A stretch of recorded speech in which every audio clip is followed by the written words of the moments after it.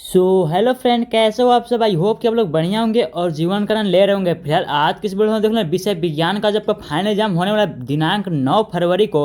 उसके लिए काफ़ी ज़्यादा महत्वपूर्ण प्रश्नों को देखने वाला। जैसे कि आप लोग को पता है, इस चैनल के माध्यम से आपका फाइनल एग्जाम की जो तैयारी जो है काफ़ी बेहतर ढंग से सारे विषयों का शुरुआत कर दी गई है, जो कि आपका कंटिन्यू वीडियो आ रहा है। तो आप लोग अभी तक वीडियो को लाइक नहीं, वीडियो को लाइक करना और चैनल को सब्सक्राइब करना मत भूलना, ताकि आप लोग इस चैनल के माध्यम से आपका एग्जाम का तैयारी बेहतर से बेहतर हो सके, बिल्कुल ही फ्री में। ठीक है, मतलब वीडियो को लाइक कर देना जरूर जरूर और चैनल को भी सब्सक्राइब करना। चलिए फिर हम विषय विज्ञान का काफी महत्वपूर्ण प्रश्नों को देखने वाला है। ठीक है, सब लोग वीडियो को अंत जरूर देखें। हम लोग प्रैक्टिस सेट 5 को देखने वाले हैं। तो सबसे पहले प्रश्न को हम लोग देख लेते हैं। तो सबसे पहला प्रश्न बोलता है आपका ऑब्जेक्टिव का उत्तर लेंस को क्या कहा जाता है, यानी कि उत्तर लेंस का एक और नाम होता है, आपको बताना। ऑप्शन दिया गया आपके पास, अपसारी लेंस, अभिसारी लेंस, समतल लेंस या फिर इनमें से कोई नहीं। तो काफ़ी महत्वपूर्ण प्रश्न है ये जो आपका बुलाया जाता है उत्तर लेंस को एक और नाम से, वो आपका अभिसारी लेंस बुलाया जाता है और अवतल लेंस को बुलाया जाता है अपसारी लेंस। आप लोग इस चीज़ को भी याद रखना। नेक्स्ट आपका आता है क्वेश्चन नंबर 2। क्वेश्चन नंबर 2 बोलता है आपका निर्वात, यानी कि वैक्यूम में प्रकाश की चाल कितनी होती है। तो निर्वात में जो प्रकाश की चाल होती है 3×10⁸ मीटर पर सेकंड, यानी कि ऑप्शन नंबर 20 का बिल्कुल ही करेक्ट आंसर हो जाएगा। ठीक है, तो आपने अभी तक वीडियो को लाइक नहीं, वीडियो को लाइक कर देना, चैनल को भी सब्सक्राइब कर देना, क्योंकि ऐसी वीडियो चैनल के माध्यम से आपको हमेशा मिलने वाला है। तो क्वेश्चन नंबर 3 बोलता है आपका मानव नेत्र में रेटिना पर बनने वाला प्रतिबिंब क्या होता है, यानी कि मानव नेत्र में जो आपका रेटिना में प्रतिबिंब बनता है वो कैसा होता है, आपको बताना है। तो हमारे नेत्र में, मानव नेत्र में रेटिना पे जो प्रतिबिंब बनता है वो आपका वास्तविक और उल्टा बनता है। कैसा बनता है, वास्तविक एवं उल्टा बनता है। ऑप्शन नंबर 20 का करेक्ट आंसर हो जाएगा। क्वेश्चन नंबर 4 बोलता है विद्युत धारा उत्पन्न करने वाली युक्ति को क्या कहते हैं। तो विद्युत धारा उत्पन्न करने वाली युक्ति को जो बोलते हैं हम लोग, वो जनित्र बोलते हैं, यानी कि ऑप्शन नंबर 20 का करेक्ट आंसर हो जाएगा। ठीक है, जैसे कि आप लोगों ने देखा होगा शादी ब्याह में जब जनरेटर आप लोग जिसे बोलते हो, ठीक है, वही आपका जनित्र होता है, जिसको जो कि आपका क्या करता है, विद्युत धारा उत्पन्न करता है। तो नेक्स्ट आपका था क्वेश्चन नंबर 5। क्वेश्चन नंबर 5 बोलता है आपको विभवांतर मापने वाले यंत्र को क्या कहते हैं। तो ऐसे यंत्र का नाम बताएं जो कि आपका क्या करता है, विभवांतर को मापता है। तो विभवांतर को मापने वाले यंत्र को बोलते हैं, ऑप्शन दिया आपके पास, ए मीटर। ए मीटर तो विद्युत धारा को मापता है, गैल्वेनोमीटर, वोल्ट मीटर या फिर ओ मीटर। तो इसका जो करेक्ट आंसर हो जाएगा वो एक ऑप्शन नंबर सी, यानी कि वोल्ट मीटर जो है आपका क्या करता है, विभवांतर को मापता है। तो ऑप्शन नंबर सी इसका करेक्ट आंसर हो जाएगा। ठीक है, अगर आप चाहते हो कि पीडीएफ भी आपको मिल जाए तो टेलीग्राम चैनल का लिंक यहाँ पे पीडीएफ वहीं पे सारा का सारा भेजा जाता है। तो उसका लिंक आपका डिस्क्रिप्शन में मिल जाएगा टेलीग्राम का, उसे भी आप लोग फॉलो कर लेना, वहाँ पे आप लोग को पीडीएफ मिल जाएगा। क्वेश्चन नंबर 6 बोलता है आपका विद्युत ऊर्जा का व्यापारिक मात्रक क्या है। विद्युत ऊर्जा का व्यापारिक मात्रक बोल रहा है, ये भी आपका पूछा जाता है। ठीक है, तो ऑप्शन दिया आपके पास, जूल, वाट, यूनिट या फिर ओम। तो व्यापारिक जो मात्रक होता है आपका यूनिट होता है, यानी कि यूनिट। ऑप्शन नंबर सी इसका राइट आंसर हो जाएगा।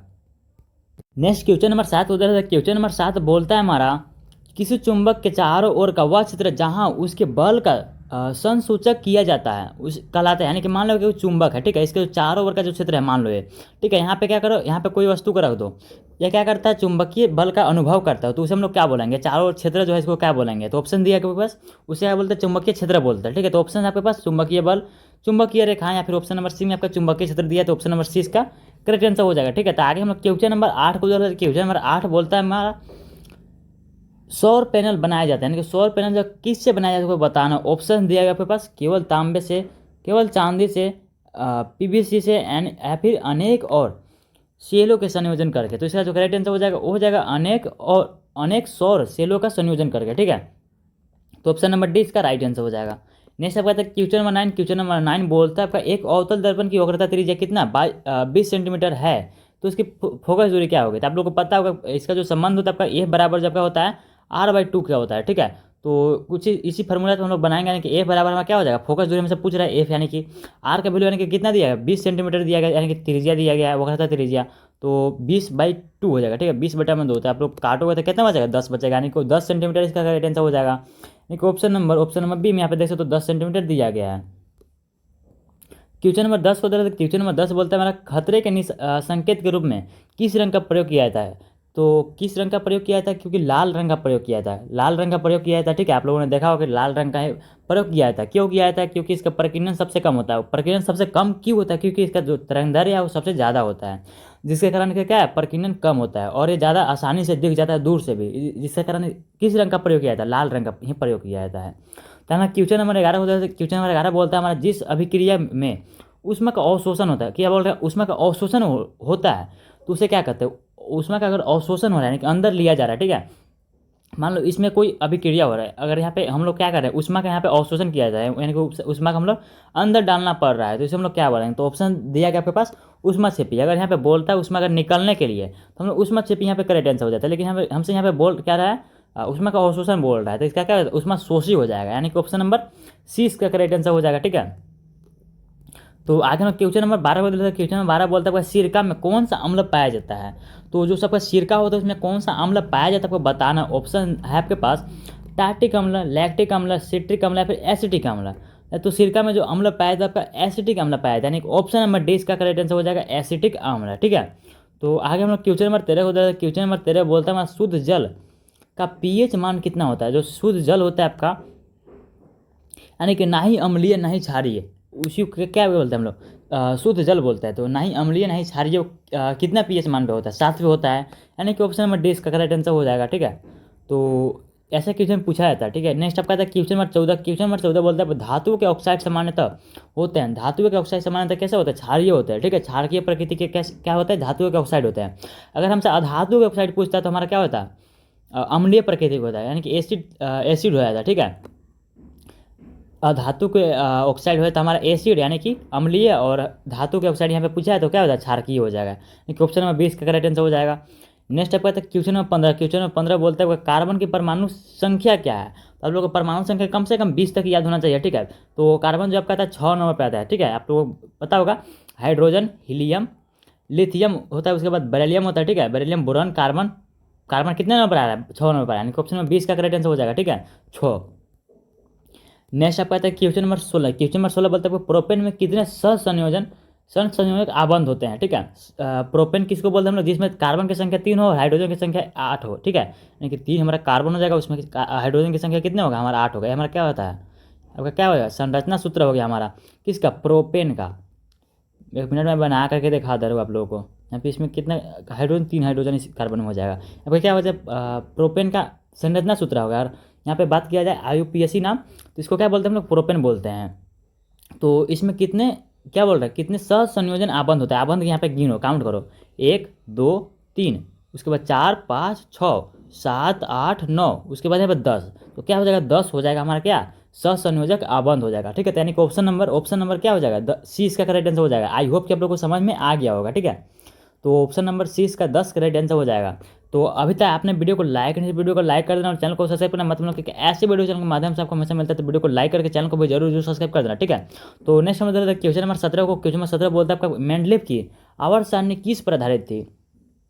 तो मेंडलीव की जो आवर्त सारणी थी वो किस पर आधारित, आपको बताना। तो जो आधारित है हमारा परमाणु द्रव्यमान पे आधारित थे। ठीक है, परमाणु द्रव्यमान पे आधारित थे, जो आपका आधुनिक आवर्त सारणी है, जिसको कि मोस्ले ने दिया है, जो कि अभी चलता है। ठीक है, जिसको कि किस पे आधारित है, वो परमाणु संख्या के आधार पर आधारित है ना।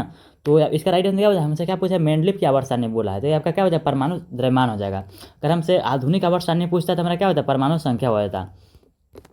एक ही क्वेश्चन में 2 क्वेश्चन क्लियर होते जा रहा है आप लोग का, है ना।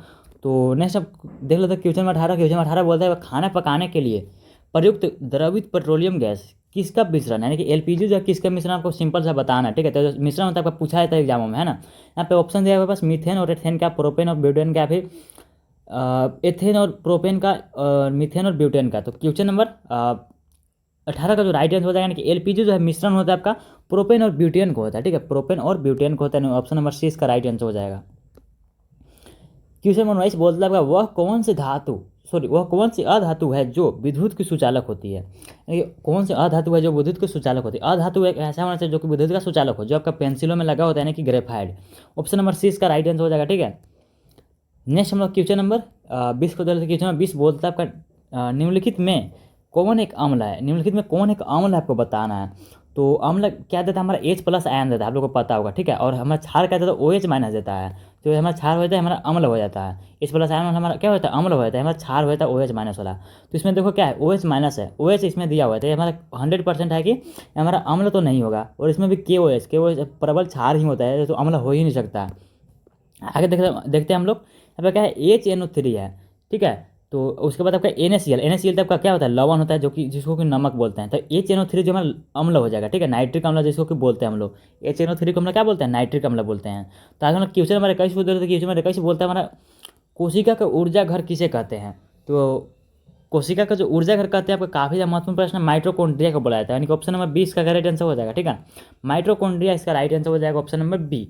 नेक्स्ट हम लोग क्वेश्चन नंबर 22 को बोला, क्वेश्चन नंबर 22 बोलता है आपका प्रकाश संश्लेषण की प्रक्रिया में क्या नहीं होता है। तो प्रकाश संश्लेषण की प्रक्रिया में क्या नहीं होता आपको बताना है, आपको ऑप्शंस के अनुसार बताना है। ऑप्शन में दिया गया पास O2 का मुक्त होना, तो O2 तो मुक्त होता ही है, आप लोग को पता होगा O2 तो मुक्त होता ही है, तभी हम लोग उसे ले पाते हैं। ठीक है, CO2 का उपयोग होना ये भी होता है हमारा, जल का टूटना ये भी होता है हमारा, लेकिन CO2 का मुक्त होना ये तो गलत है, क्योंकि CO2 मुक्त नहीं होता, CO2 का उपयोग होता है, यानी कि अंदर जाता है, वो बाहर नहीं निकलता है। तो ऑप्शन नंबर 20 का करेक्ट आंसर होता है। हमसे क्या पूछा था, प्रकाश संश्लेषण में कौन सी प्रक्रिया नहीं होती है, तो CO2 मुक्त नहीं होता है आपका प्रकाश संश्लेषण की क्रिया में। तो नेक्स्ट हम लोग क्वेश्चन नंबर 23 को, क्वेश्चन नंबर 23 बोलते हुए मनुष्य में पाचन के लिए कौन सा एंजाइम उत्तरदायी है।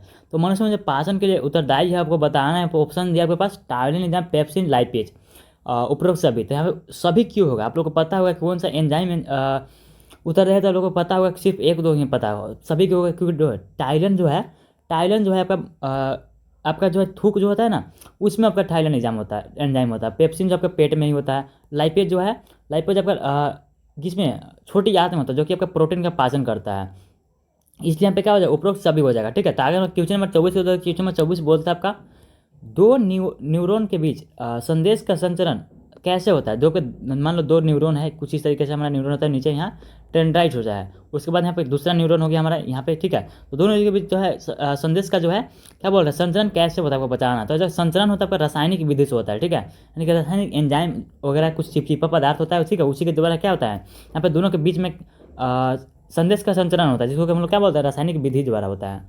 ऑप्शन नंबर 20 का करेक्ट आंसर हो जाएगा। क्वेश्चन नंबर 25 को दे, क्वेश्चन नंबर 25 बोलता है हमारा प्राक कणों का प्राक कोश में से वर्तिकाग्र तक स्थानांतरण क्या कहलाता है। ठीक है, प्राक कण जो होता है प्राक कोश से प्राक कण कहाँ पाया जाता है, प्राक कोश में पाया जाता है। ठीक है, तो यहाँ से वर्तिकाग्र तक स्थानांतरण जो होता है उसे क्या कहते हैं आप लोग बताना। ठीक है, तो इसे तो हम लोग बोलते हैं परागण बोलते हैं। परागण की प्रक्रिया यानी कि पोलिनेशन होता है। ठीक है, पोलिनेशन भी दो प्रकार का होता है, आप लोगों को पता होगा, अभी आपका पूछा जाता है। ठीक है, जब पोलिनेशन यानी कि परागण दो प्रक्रिया से होता है, दो प्रकार से होता है। सबसे पहला आपका सेल्फ पोलिनेशन है, क्रॉस पोलिनेशन यानी कि पर परागण, और दूसरा होता है आपका स्वपरागण होता है ना। तो कुछ इस तरीके से आपका होता है, ये चीज़ को भी याद रखना, पूछा जाता है। क्वेश्चन नंबर 26 होता है। क्वेश्चन नंबर 26 बोलता है हमारा किसी जीव के लक्षण को नियंत्रित करने वाले कारक क्या कहलाते हैं, यानी कि किसी जीव के लक्षण को नियंत्रित करने वाले कारक क्या कहते हैं आपको बताना है। ठीक है, तो ऑप्शन आपके पास क्रोमोसोम, जीन, डीएनए या फिर एलील। तो जो आपका होता है किसी जीव के लक्षण को नियंत्रित करने वाला जो आपका होता है वो आपका होता है जीन के द्वारा होता है। ठीक है, ऑप्शन नंबर 20 का करेक्ट आंसर हो जाएगा। ठीक है, जीन। नेक्स्ट हम लोग क्वेश्चन नंबर 27 को, क्वेश्चन नंबर 27 बोलता है एक कोशिकीय जीवों में जनन की सामान्य विधि क्या है। एक कोशिकीय जीव में बोल रहा है। ठीक है, बहुकोशिकीय नहीं, एक कोशिकीय बोल रहा है। ठीक है, जैसे कि अमीबा आपका हो गया, अमीबा में जो आपका किस विधि से सामान्य विधि से आपका जन्म होता है आपको बताना है। ठीक है, तो इसमें क्या होता है, द्विखंडन होता है, यानी कि जो आपका अमीबा होता है आपका दो भाग में अपने आप टूट जाता है। आपने पढ़ा होगा द्विखंडन, तो दोनों भाग क्या बनाते हैं, अलग अलग जीव का निर्माण कर लेते हैं। नेक्स्ट हम लोग क्वेश्चन 28 को देखते हैं। क्वेश्चन 28 बोलता है आपका निम्न में से कौन सा कृत्रिम परितंत्र है। ठीक है, कौन सा कृत्रिम परितंत्र है। तो ऑप्शन है आपके पास वन, झील, तालाब, या फिर ऑप्शन नंबर डी में आपका दिया गया है खेत। तो इसका जो करेक्ट आंसर हो जाएगा ऑप्शन नंबर डी, यानी कि खेत हो जाएगा। ठीक है, अभी आपका क्वेश्चन पूछा जाता है। नेक्स्ट क्वेश्चन नंबर 29 को, क्वेश्चन नंबर 29 बोलता है हमारा निम्न में से कौन सा आहार श्रृंखला का निर्माण करते हैं। ठीक है, आहार श्रृंखला का निर्माण करने का मतलब है कि ए इसको खाएगा, ए इसको खाएगा, ए इसको खाएगा, कुछ इसी तरीके से आपका आहार श्रृंखला का निर्माण होता है। तो यहाँ पे आहार श्रृंखला का निर्माण करते हैं, इनमें से कौन आपको बताना है। ठीक है, क्या घास को खा सकता है, गेहूँ नहीं खा सकता है, तो गलत आंसर हो जाएगा। ठीक है, क्या घास को मछली खा सकता है, घास को मछली खा सकता है, नहीं खा सकता है। ठीक है, मछली को बकरी खा सकता है, नहीं खा सकता है।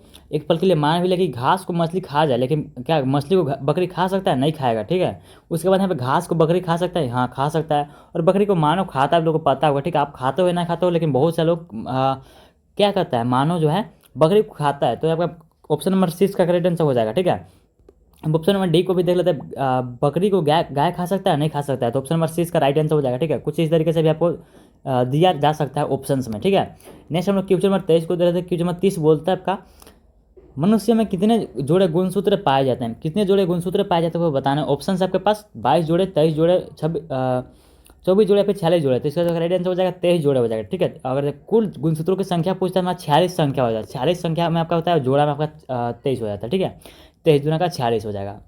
तो इस वीडियो को हम लोग यहीं पे रखते हैं, मिलते हैं किसी नेक्स्ट में, तब तक के लिए बाय बाय। आप लोग वीडियो को लाइक कर देना, चैनल को भी सब्सक्राइब कर देना, ठीक है।